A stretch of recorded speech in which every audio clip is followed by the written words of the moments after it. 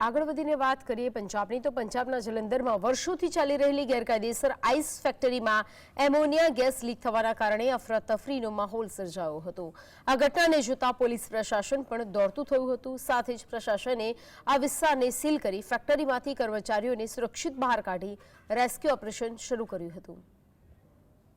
પંજાબના જાલંધરમાં એમબીડી books building પાસે આવેલી આઈસ ફેક્ટરીમાં ગેસ લીકેજને કારણે એક વ્યક્તિનું મોત થયું છે। 2 કલાકની જહેમત બાદ મૃતકને બહાર કાઢવામાં સફળતા મળી હતી, તો બીજી તરફ અન્ય 3 લોકોને પણ બચાવી લેવામાં આવ્યા છે। આ સાથે જ સાવચેતીના ભાગરૂપે સમગ્ર વિસ્તારને સીલ કરી વધુ કાર્યવાહી હાથ ધરવામાં આવી છે।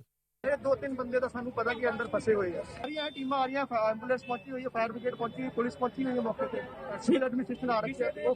આ ઘટના જલંધરના પોલીસ સ્ટેશન 3 વિસ્તારમાં બની હતી।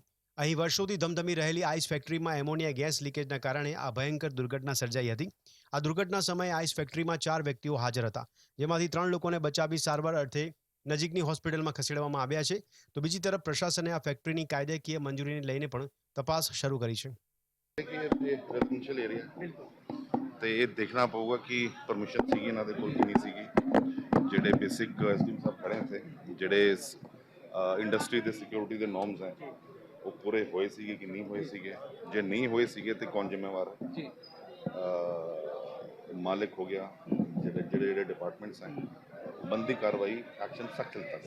મળતી માહિતી મુજબ સવારના 11 વાગ્યાની આસપાસ આઈસ ફેક્ટરીમાંથી એમોનિયા ગેસ લીકેજ થવાને કારણે નજીકના અનેક લોકોને શ્વાસ લેવામાં તકલીફ પડી હતી, સાથે જ તેમની આંખો પણ બળી હતી। નોંધનીય છે કે એમોનિયા એક ઝેરી ગેસ હોય છે, જેના સંપર્કમાં આવતા લોકોના જીવ પણ જઈ શકે છે।